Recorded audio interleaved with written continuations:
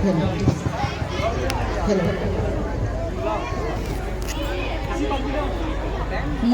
चंपा cluster CRCC Vijayalakshmi Mahakud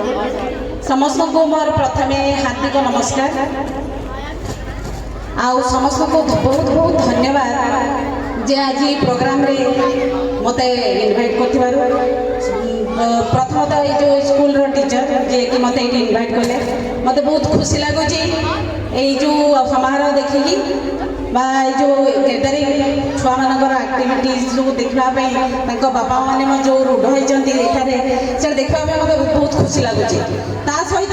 ये जो छुआ मानकर एक्साइटमेंट से दिन मुझे स्कूल को जाइली प्रोग्राम जो छुआ मानकर एक्साइटमेंट जो देखी इंटरेस्ट एक्साइटमेंट आउ जो एक्टिविटी एगुड़ा देखापी मतलब बहुत खुशी लगी जोड़ी आज देखुची कॉन्फिडेंट एति छोट छोट छुआ क्लास 5 रो छुआ जो मैंने एत कॉन्फिडेंटली कार्यकलाप देखा एक्टिविटीज देखा बहुत खुशी लगुच मु भावुची एम जब सुजोग मिल कौन न करेंगे एम छुआ बुझे ना तेणु कि जहाँ हो छोट छोट छुआ मान कार्यक्रम देखापी आपने जो आसुड़ाई आ मत इनभाइट कर प्रथम समस्त धन्यवाद देवी एवं तापर आ गोटे कहवाई चाहिए यही स्कूलटा मत सब भल लगे मोर क्लस्टर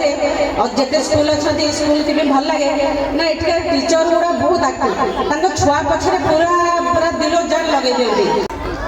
तापर गोटे स्कूल डेभलप पछे केवल जगह गोटे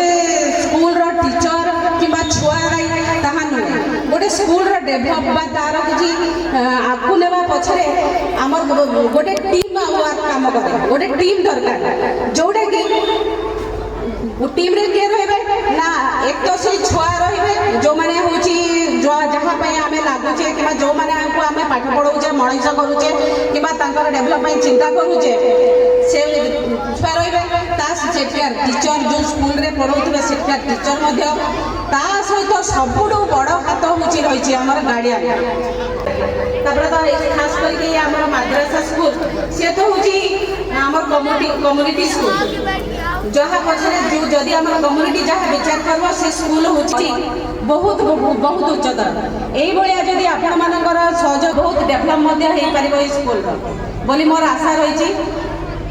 मुझे भी सबुदिन सीआरसीसी न रहे किंतु मो दिने बहुत खुशी भी स्कूल डेभलप देखी सहित आ गोटे कथा कहवाई चाहिए ये स्कूल उन्नति पछरे जो टीचर मानकर हाथ रही सहित से दिन को दिन बहुत चेष्टा करमती माइन्यूट माइन्यूट जिनस गुड़िक सुविधा करेंगे छुआ मान सब सुविधा सुजोग जनइबे डरेबे किंतु सब जिन धीरे धीरे फुलफिल भी है किंतु गोटे अफसोस से आमर किंतु से असुविधा स्कूल रे रही मु भावुची आपण मानकर सहयोग जदि रही थाए आम स्कूल यही प्रोब्लेम टी सल्व कर जदि आम स्कूल गोटे प्लेग्राउंड कौटी आरेंज कर गोटे कंपाउंड भर रखिपर छुआ को आम खेल दिगरे भी आगू नहीं पार पाठरे तो से बहुत फुलफिल कले मुझे देखिले जो प्राइज जो तथापि भी जदि स्कूल आउ कि आगे कही बहुत खुशी भी आउ थे शेष में मुझे चाहूँगी मत ये डाक एवं ये प्रोग्राम रे सामिल कर समस्त को धन्यवाद जनईकि ये रोची